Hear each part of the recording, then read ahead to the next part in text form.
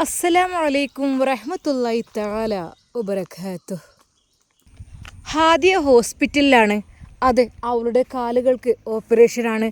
ഒരു കുഴപ്പവുമില്ലാതിരുന്ന ഹാദിയ, അവളെക്കുറിച്ച് പറയുകയാണെങ്കിൽ, ഹാദിയ റബ്ബേ നല്ല മോളായിരുന്നു. പക്ഷേ ഓരോ വൈരാഗ്യത്തിൻ്റെ പേരിൽ ഓരോരുത്തർ കാട്ടിക്കൂട്ടുന്ന ഓരോ അപരാധങ്ങൾക്ക് അടിമയാകേണ്ടി വന്ന പാവം പെൺകുട്ടി ഹാദിയ. ഇന്നവൾ ഹോസ്പിറ്റലിലാണ്. അത് അനസ്തേഷ്യ ചെയ്യുമ്പോൾ തൻ്റെ പ്രിയപ്പെട്ട പിതാവിൻ്റെ കൈകൾ കൊണ്ട് ഒപ്പിടുമ്പോൾ അതിൽ എഴുതിയത് വായിച്ച പിതാവ് ഒരു പക്ഷേ അനസ്തേഷ്യയിൽ നിന്ന് ഒരിക്കലും അവൾ ഉണർന്നില്ലായിരിക്കാം. എന്തൊക്കെ തന്നെയായാലും, എന്ത് സംഭവിക്കുകയാണെങ്കിലും ഒരിക്കലും ഈ ഹോസ്പിറ്റലോ അതിൻ്റെ അധികൃതരോ ഉത്തരവാദിയാവുകയില്ല. എല്ലാം നിങ്ങൾ തന്നെ ഏറ്റെടുക്കേണ്ടി വരും. ആ പിതാവ് കണ്ണുകൾ നിറഞ്ഞുകൊണ്ട് സൈൻ ചെയ്തു കൊടുത്തു. ആ ഉമ്മയും കരയുകയായിരുന്നു. ഒന്നുമില്ലാത്ത തൻ്റെ കുഞ്ഞ് ഒരിക്കൽ പോലും അതെ അവളെ ഉപദ്രവിച്ചിനെ വെറുതെ വിടാൻ അവർ തയ്യാറില്ലായിരുന്നു. അവർക്ക് വളരെയധികം വിഷമമായിരുന്നു. ഒരിക്കൽ കൂടി അവൾ ഹോസ്പിറ്റലിലേക്ക്, ഓപ്പറേഷൻ തിയേറ്ററിലേക്ക് കടക്കുന്നതിന് മുമ്പായിട്ട് അതാ തൻ്റെ പിതാവിൻ്റെ കൈകൾ പിടിച്ചുകൊണ്ട് പറയുന്നു, ഉപ്പ, ആഷി ഉസ്താദിനോട് പറയണേ മോളെ, തീർച്ചയായും ഉപ്പ, അദ്ദേഹത്തിൻ്റെ പ്രാർത്ഥന എന്നെ രക്ഷിക്കും. എന്നാൽ ആ സമയം തന്നെ പിതാവ് വിളിച്ചുവെങ്കിലും ആഷി ഉസ്താദിനെ കിട്ടിയില്ല. ക്ലാസ് എടുക്കുന്ന സമയത്ത് ഒരിക്കൽ പോലും ഫോൺ അവിടെ അലൗഡല്ല. അത് സൈലൻ്റാക്കി പുറത്ത് വെക്കണം. എല്ലാം കഴിഞ്ഞതിന് ശേഷം മാത്രമേ എടുക്കുവാൻ പറ്റുള്ളൂ. എന്നാൽ ആഷി ഉസ്താദിനെ അത് വിളിക്കാൻ പറ്റിയില്ല. ആഷി ഉസ്താദിന് കിട്ടിയില്ല എന്ന് തന്നെ പറയാം. എന്നാൽ തൻ്റെ പൊന്നുമോളോട് പറഞ്ഞില്ല ഒരിക്കലും കിട്ടാത്തത്. ഉപ്പ, ഉസ്താദ് പ്രാർത്ഥിച്ചാൽ എല്ലാം പെട്ടെന്ന് ശരിയാവും, അതായിരുന്നു അവൾ പറഞ്ഞത്. ഉപ്പ വിളിച്ചോ? എന്നാൽ ഉപ്പ മൗനമായിരുന്നു. മോളെ പോയിക്കോളി, ഇൻഷാ അല്ലാ. ഉപ്പ അസ്സലാമു അലൈക്കും. അങ്ങനെ ഓപ്പറേഷന് വേണ്ടി അവൾ പോകുമ്പോൾ അദ്ദേഹത്തിൻ്റെ ഹൃദയം വല്ലാതെ അങ്ങ് വേദനിച്ചു. റബ്ബേ, ഒന്നുമില്ലാത്ത കുട്ടിയായിരുന്നില്ല റബ്ബേ, എൻ്റെ കുട്ടിക്ക് എന്താ പറ്റിയത് റബ്ബേ, വല്ലാത്തൊരവസ്ഥയായിപ്പോയി. എന്നാൽ ഡോക്ടർ പറഞ്ഞു അത് അത്യാവശ്യം കുഴപ്പമില്ലാത്ത രീതിയിലുള്ള ഒരു മേജർ ഓപ്പറേഷനാണ്. ഇതിലെന്തെങ്കിലുമൊക്കെ പറ്റിക്കഴിഞ്ഞാൽ നിങ്ങളൊരിക്കലും ഒന്നും പറയാൻ പാടില്ല. അതിന് വേണ്ടിയിട്ടാണ് സൈൻ ചെയ്യിപ്പിച്ചത്. പിന്നെയെന്ന് വെച്ചാൽ കാലിൻ്റെ കാര്യത്തിൽ നടക്കാൻ പറ്റുമോ നടക്കില്ല അതൊന്നും ഞങ്ങൾക്ക് പറയാൻ പറ്റില്ല. ഞങ്ങളെ കൊണ്ട് കഴിയുന്ന രീതിയിൽ ഞങ്ങൾ ചെയ്യുന്നുണ്ട്. ഓക്കെ, ഒരു പക്ഷേ ഈ ഒരു ഓപ്പറേഷനിൽ പരാജയപ്പെട്ട് കഴിഞ്ഞാൽ പിന്നീട് ഒരിക്കലും അവൾക്ക് നടക്കാൻ കഴിയില്ല. ഡോക്ടർമാർ അങ്ങനെ വിധി എഴുതുമ്പോൾ ആ പിതാവ് ഹൃദയം പൊട്ടി പ്രാർത്ഥിക്കുകയായിരുന്നു. അല്ലാ, എന്തൊക്കെ തന്നെയാലും ആഷി ഉസ്താദിനോട് പറഞ്ഞാൽ ആഷി ഉസ്താദ് പ്രാർത്ഥിക്കും. വീണ്ടും അതാ ഉസ്താദിനെ വിളിച്ചപ്പോഴും കിട്ടുന്നില്ല. വല്ലാത്തൊരവസ്ഥയിൽ അല്ലാഹുവേ റഹ്മാനെ, നീ എൻ്റെ പ്രാർത്ഥന സ്വീകരിക്കുകയ്യാലേ. തൻ്റെ പ്രിയപ്പെട്ട പൊന്നുമോളെ അതാ ഓപ്പറേഷൻ തിയേറ്ററിലേക്ക് കടത്തിയപ്പോൾ പള്ളിയിൽ നിന്ന് ആ ഒരു ബാങ്കുലി കേൾക്കുന്നു. ആ പിതാവ് അത് കാതോർത്തു. അല്ലാ പഠിച്ചോനെ,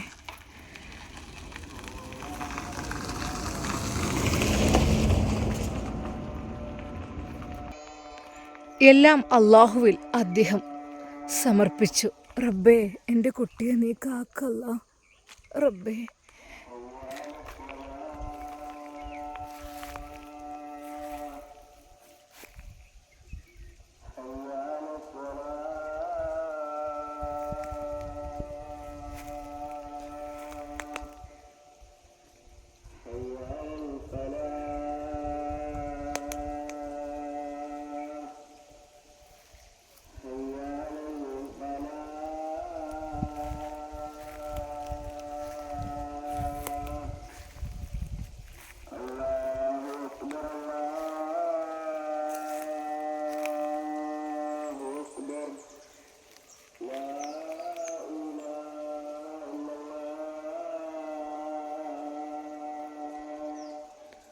അദ്ദേഹം പടച്ച റബ്ബിനോട് ദുആ ചെയ്തു. അല്ലാ റഹ്മാനെ, ഉടക്കാച്ചിറക്കായി ഇരിക്കുന്നൊരവസ്ഥ നീ വരുത്തല്ലേ അല്ലാ.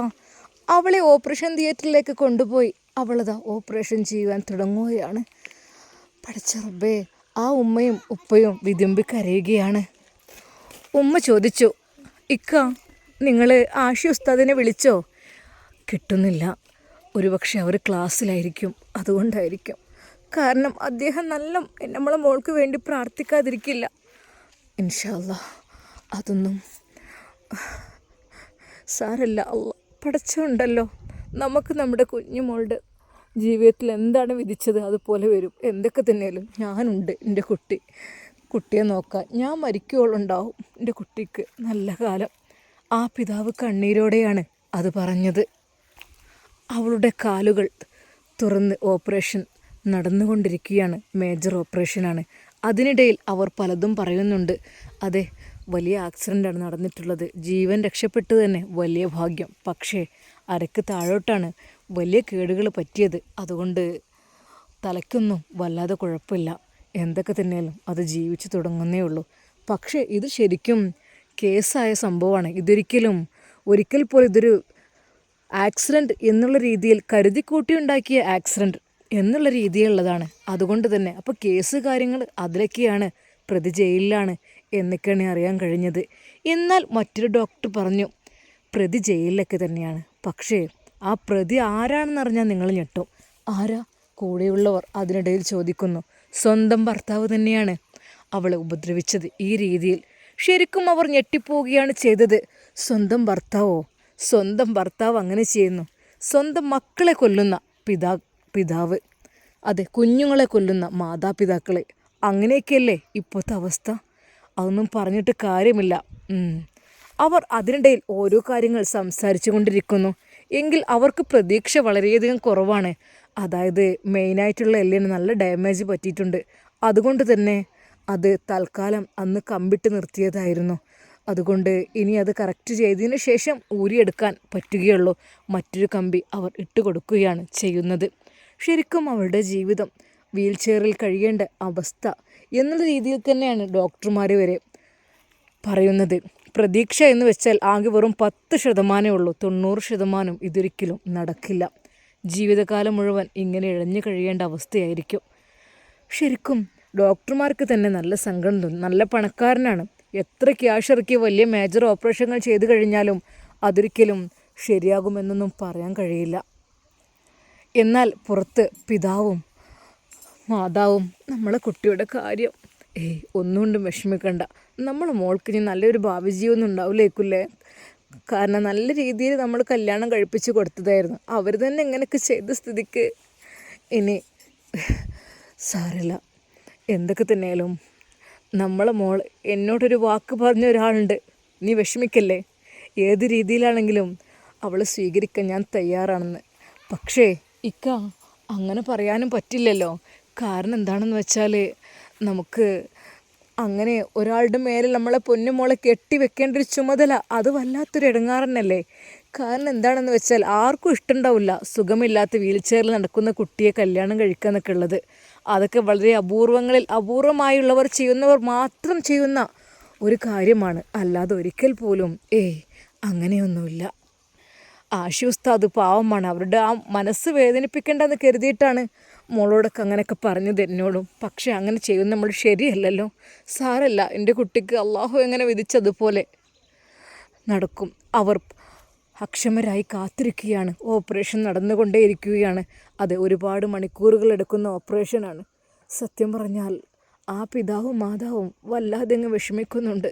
റബ്ബേ, ഞങ്ങളെ കുട്ടിയുടെ കാര്യത്തിൽ നീ. എന്നാൽ ഉസ്താദുമാരെല്ലാം എത്തിയിട്ടുണ്ട്. ഓപ്പറേഷൻ്റെ സമയത്ത് ഹബീബ് ഉസ്താദ് എത്തിയിട്ടുണ്ട്. അതുപോലെ മറ്റേ ഉസ്താദും ഒക്കെ വന്നിട്ടുണ്ട്. എങ്ങനെയുണ്ട്, എന്തായി? നടന്നുകൊണ്ടിരിക്കുകയാണ് മോനെ. സാരല്ല, ഇപ്പം നിങ്ങൾ വിഷമിക്കല്ലേ, ഞങ്ങളുടെയൊക്കെ ദുആ ഉണ്ടാകും. നിങ്ങൾ ഒന്നുകൊണ്ട് വിഷമിക്കല്ലേ കേട്ടോ.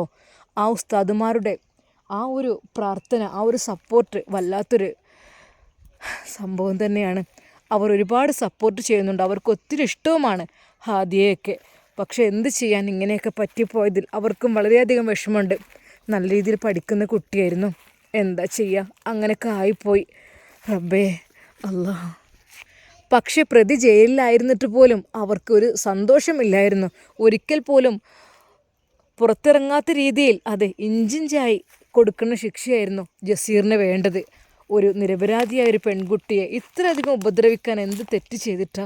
റബ്ബേ, ശരിക്കും അവർക്ക് വല്ലാത്ത വിഷമമായിരുന്നു, സങ്കടമായിരുന്നു. ജസീർ അവൻ വല്ലാത്തൊരു സാധനം തന്നെ.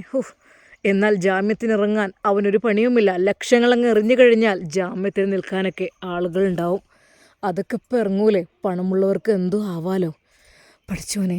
എന്നാൽ ഈ സമയം ക്ലാസ് കഴിഞ്ഞ് അതാ ഉസ്താദ് പുറത്തേക്ക് ഇറങ്ങി തൻ്റെ ഫോൺ എടുത്തു. ഒരു നിമിഷം നോക്കിയപ്പോൾ റബ്ബേ, 3-4 മിസ് കോൾ ഉണ്ടല്ലോ. ഇത് എന്താ ഷി? സഫീർ പറഞ്ഞു. അത് മോനെ, അവിടുന്ന് നാട്ടിൽ നിന്ന് ഹാദിയുടെ ഉപ്പ വിളിച്ചിരുന്നു. ഒരു മിനിറ്റ്. ഹലോ ഹലോ ഉപ്പ. ആ മോനെ, അസ്സലാമു അലൈക്കും. മോനെ, എന്താ ഉപ്പ, എന്താ മോനെ? അവളെ തിയേറ്ററിലൊക്കെ കയറ്റിയിട്ടുണ്ട്.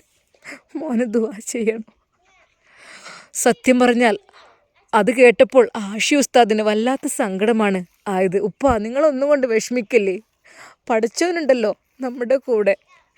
അതെ ഉപ്പ, നിങ്ങൾക്ക് ദുനിയാവ് നരകല്ലേ, അങ്ങനെ വിചാരിച്ചാൽ മതി ഉപ്പ. ഉപ്പ ഒന്നും കൊണ്ട് വിഷമിക്കല്ലേ കേട്ടോ, ഒന്നും കൊണ്ട് വിഷമിക്കാൻ പാടില്ല നിങ്ങൾ. ഉപ്പ, നിങ്ങൾ എന്ത് വേണമെങ്കിലും എന്നെക്കൊണ്ട് കഴിയുന്ന രീതിയിൽ ഞാൻ, മോനെ ഒന്നും വേണ്ടടാ, എല്ലാം ഉണ്ട്, പ്രാർത്ഥന മാത്രം മതി. ആ പിതാവ് വിതുമ്പുന്നത് ആഷി ഉസ്താദിൻ്റെ മനസ്സിൽ വല്ലാത്ത വിഷമമായി. ഉപ്പ, ഞാൻ ഒരു വാക്ക് ഉപ്പാക്ക് തന്നിട്ടുണ്ട് കേട്ടോ, ആ വാക്ക് ഞാൻ ഒരിക്കലും മറക്കില്ല കേട്ടോ ഉപ്പ. ഉപ്പ, അത് ഒരിക്കലും മറക്കുന്നവനല്ല ഞാൻ. ഏത് രീതിയിലാണെങ്കിലും അവളെ സ്വീകരിക്കാൻ ഞാൻ തയ്യാറാണ് കേട്ടോ ഉപ്പ. മോനെ, അതൊക്കെ ബുദ്ധിമുട്ടല്ല എൻ്റെ പൊന്നു മോൻക്ക്. ഒരു ദിവസം 2 ദിവസത്തിനല്ലല്ലോ ജീവിതം എന്ന് പറഞ്ഞാൽ, അത് വളരെയധികം ലോങ് അല്ലേ മോനെ. അതൊക്കെ മോനെ പ്രയാസമാണ് മോനെ. അല്ലുപ്പ, നിങ്ങളൊന്നും കൊണ്ട് വിഷമിക്കല്ലേ, അതിനെക്കുറിച്ചൊന്നും ഇപ്പം ചിന്തിക്കല്ലേ. ഉപ്പാൻ്റെ മോൾക്ക് ഇൻഷാ അല്ലാ ഞാനുണ്ടാകും. എങ്ങനെയൊക്കെ ആരൊക്കെ തന്നെ ഉപേക്ഷിച്ചാലും ഉപ്പാൻ്റെ മോളെ നോക്കാൻ ഞാനുണ്ടാവും. ഉപ്പാക്ക് എന്നെ വിശ്വാസമല്ലേ. ആഷി ഉസ്താദ് അത് കരഞ്ഞുകൊണ്ടായിരുന്നു പറഞ്ഞത്. എന്നാൽ ആ വാക്കുകൾ കേട്ടപ്പോൾ ശരിക്കും ആ പിതാവിൻ്റെ കണ്ണുകൾ നിറഞ്ഞു. റബ്ബേ, അല്ലാ, ഇങ്ങനെയൊക്കെയുള്ള ആളുകളെ പഠിച്ചോനെ നീ സൃഷ്ടിച്ചിട്ടുണ്ടല്ലോ അല്ലാ. പഠിച്ച റബ്ബേ, നീ കാത്തു രക്ഷിക്ക്. എന്നാൽ ആഷി ഉസ്താദ് കരയുന്നത് സഫീർ കാണുന്നു. ആഷി, എന്തു പറ്റി? ആഷി, എന്തു പറ്റി? മോനെ സഫീർ, ആദ്യം ഓപ്പറേഷൻ തിയേറ്ററിൽ കയറ്റിയിട്ടുണ്ട്. പക്ഷേ എന്താ ആഷി, എന്താ പറ്റിയത്? അല്ല, അത് ഒന്നുമില്ലടാ. ഒന്നുമില്ലാതെ ഇരിക്കാൻ ദുആ ചെയ്യണം കേട്ടോ. ഒന്നും ഉണ്ടാവില്ല. സഫീറിന് വല്ലാത്ത വിഷമമായി. കരയേണ്ട ആഷി, നമുക്ക് പഠിച്ച റബ്ബിനോട് ദുആ ചെയ്യുക, അല്ലാതെ ഇപ്പം എന്താ. അള്ളാഹു അല്ലേ നമുക്ക്. അള്ളാഹു അങ്ങനെ വിധിച്ചെന്ന് വെച്ചാൽ എന്നോട് ക്ഷമിക്കണം ആഷി. എൻ്റെ ജ്യേഷ്ഠൻ ഇത്രമാത്രം കുരുത്തക്കേട് കാണിക്കുന്ന ഞാൻ വിചാരിച്ചില്ല. പാവമാണ് ഇത്താത്ത. അതെ, ഇത്രമാത്രം അതിനെന്ത് വേണമെങ്കിൽ ഞാൻ തരാം നഷ്ടപരിഹാരമായിട്ട്. സഫീർ, നീ വിഷമിക്കണ്ട. നീ ദുആ ചെയ്താൽ മാത്രം മതി. പഠിച്ച റബ്ബിനോട് പറഞ്ഞാൽ മാത്രം മതി കേട്ടോ, വേറൊന്നും വേണ്ട.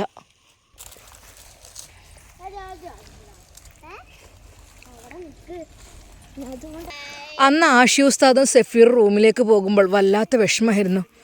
അന്ന് സഫീർ ഫുഡ് കഴിക്കാൻ വിളിച്ചിട്ടൊന്നും ആഷി ചെല്ലുന്നില്ല. ആഷി, ഫുഡ് റെഡി ആയിട്ടുണ്ട്, വാ. ആഷി, വേണ്ടടാ, എനിക്ക് അവളുടെ ഓപ്പറേഷനെ കഴിഞ്ഞൊന്ന് പുറത്തിറങ്ങട്ടെ, എനിക്ക് വല്ലാത്ത വിഷമം. അതെ, നമ്മുടെ ആഷി ഉസ്താദ് കരഞ്ഞു ദുആ ചെയ്യുകയായിരുന്നു പടച്ച റബ്ബിനോട്. പഠിച്ചോനെ, അല്ലാ റഹ്മാനെ, എന്തൊക്കെ വന്നാലും അവളെ സ്വീകരിക്കാൻ ഞാൻ തയ്യാറാണ്. എങ്കിൽ റബ്ബേ, അവൾക്ക് അവളുടെ കാലുകൾ കൊണ്ടൊന്ന് നടന്നു കഴിഞ്ഞാൽ റബ്ബേ, അവൾക്ക് അതിനുള്ള ശേഷി നീ കൊടുക്കണേ അല്ലാ.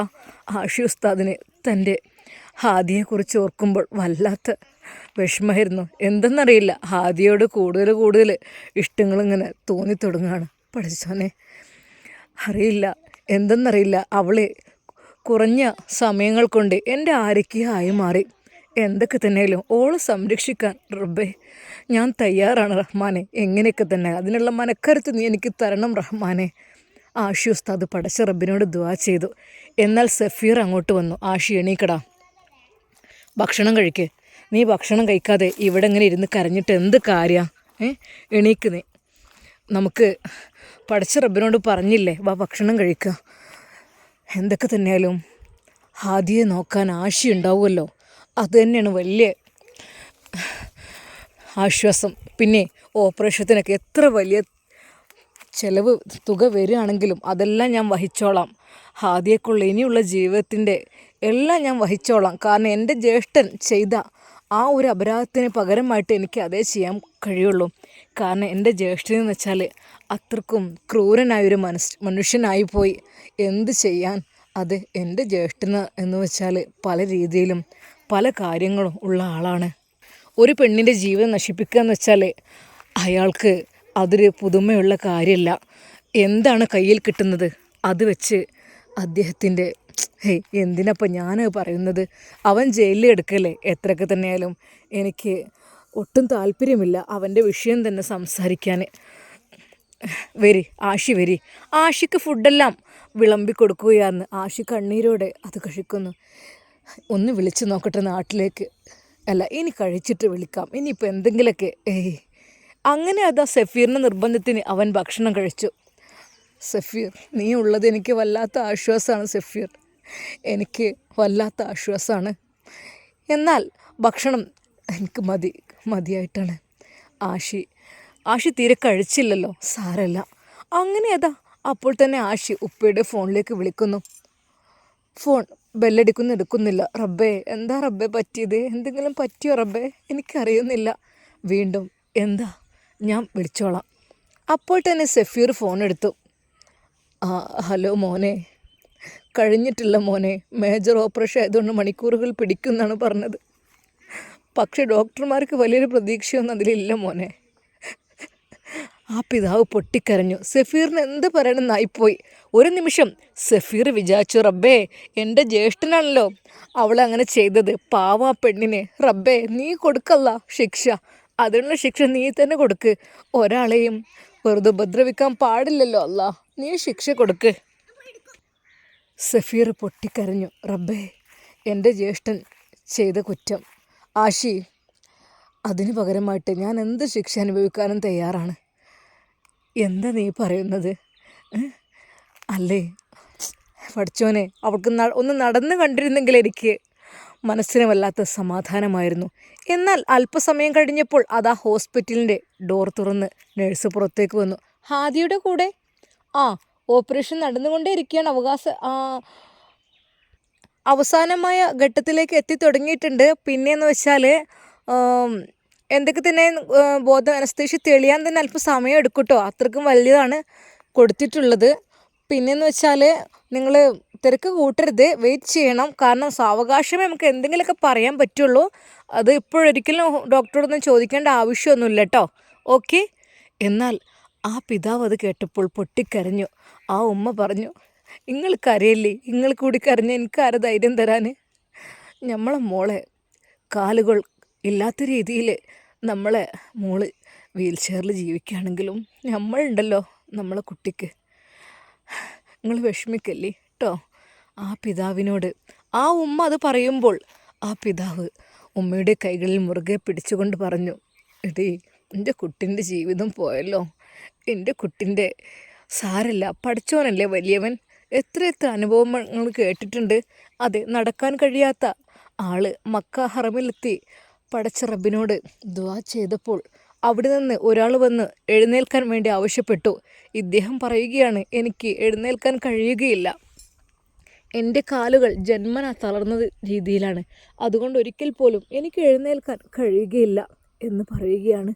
എന്നാൽ അദ്ദേഹം പറഞ്ഞു, എഴുന്നേൽക്കൂ, എൻ്റെ കൈ പിടിച്ച് എഴുന്നേൽക്കൂ എന്ന് പറഞ്ഞപ്പോൾ കഴിയില്ല, ഞാൻ നടക്കാൻ കഴിയുന്ന ആളല്ല. വീണ്ടും മൂന്നാമതും ആവശ്യപ്പെട്ടപ്പോൾ ആ കൈകൾ ബിസ്മില്ലാഹിർ റഹ്മാൻ റഹീം എന്ന് പറഞ്ഞ് ആ കൈകളിലേക്ക് കൊടുത്തപ്പോൾ അത്ഭുതമെന്ന് പറയട്ടെ, ആ ഒരു പരിശുദ്ധമാക്കപ്പെട്ട കഅബ ഷരീഫിൻ്റെ തിരുമുറ്റത്ത് വെച്ചുകൊണ്ട് അദ്ദേഹത്തിൻ്റെ കൈ പിടിച്ച് എഴുന്നേറ്റു, നടന്നു. മാഷാ അല്ലാഹ്, അൽഹംദുലില്ലാ. ശരിക്കും ജന്മനാ തന്നെ നടക്കാൻ കഴിയാത്ത അദ്ദേഹം നടക്കുന്നത് കണ്ടിട്ട് അത്ഭുതപ്പെട്ടു പോയി. അതാണ് പറഞ്ഞത്, പടച്ച റബ്ബിനെ കൊണ്ട് കഴിയാത്തതായിട്ട് ഒന്നുമില്ല. ഡോക്ടർമാരും ശാസ്ത്രവും എല്ലാം ഉപേക്ഷിച്ചതായിരുന്നു, ഒരിക്കൽ പോലും നടക്കില്ല എന്ന്. പക്ഷെ അദ്ദേഹം നടന്നു. അതുപോലത്തെ സെയിം സംഭവം അതാ മറ്റൊരു മക്ക ഹറമിൽ വെച്ച് തന്നെ മറ്റൊരു അത്ഭുതം നടന്ന സംഭവം. അത് ശരിക്കും അതെ, അദ്ദേഹത്തിന് സംസാരശേഷി തീരെയില്ലാത്ത ആൾ, ഒന്നും സംസാരിക്കാൻ കഴിയില്ല. അദ്ദേഹം പടച്ച റബ്ബിനോട് പറഞ്ഞപ്പോൾ ഒരേയൊരു ആഗ്രഹമായിരുന്നു ഇത്ര ഉണ്ടായിരുന്നത്, അല്ലാഹുവേ എനിക്കൊന്ന് സംസാരിക്കണം റബ്ബേ, ലാ ഇലാഹ ഇല്ലല്ലാഹ് എനിക്കൊന്ന് ചൊല്ലണം റബ്ബേ. അതായിരുന്നു അദ്ദേഹത്തിൻ്റെ ആഗ്രഹം. പരിശുദ്ധമാക്കപ്പെട്ട ഹറമിൽ വെച്ച് അദ്ദേഹം ആദ്യമായ കഅബ കണ്ടപ്പോൾ ആവശ്യപ്പെട്ടതും അതുതന്നെ, അല്ലാഹ് എനിക്ക് സംസാരശേഷി തിരികെ നൽകണം. മനമൊരുകി പ്രാർത്ഥിച്ചു. അത്ഭുതമെന്ന് പറയട്ടെ, അദ്ദേഹത്തിന് സംസാരശേഷി തിരിച്ചു കിട്ടി. ഇതൊക്കെ അള്ളാഹുവിൻ്റെ കഴിവാണ്, പടച്ച റബ്ബിൻ്റെ കഴിവാണ്. നമ്മളെ മോളെ പടച്ച റബ്ബ് കൈവിടില്ല എന്നെനിക്ക് ഉറപ്പുണ്ട്. ആ മാതാവ് വിങ്ങിപ്പൊട്ടിക്കൊണ്ട് കരഞ്ഞു. എന്നാൽ ആഷി ഉസ്താദ് കരഞ്ഞു പ്രാർത്ഥിക്കുകയാണ്, പടച്ച റബ്ബേ, അള്ളാഹുവേ, അവളുടെ കാലുകൾക്ക് നീ ബലം നൽകണേ അല്ലാ. എന്തായിത്തീരും ഹാദിയയുടെ കാലിൻ്റെ അവസ്ഥ? അവൾക്ക് ശരിക്കെണീറ്റ് നടക്കുവാൻ കഴിയുമോ? അതോ ജീവിതാവസാനം വരെ വീൽ ചെയറിൽ കഴിയേണ്ടി വരുമോ? നമുക്ക് കാത്തിരുന്ന് കാണാം ഇൻഷാ അല്ലാ. അതുവരേക്കും എല്ലാവർക്കും അസ്സലാമു അലൈക്കും വറഹ്മത്തുള്ളാഹി തആല വബറകാതുഹു.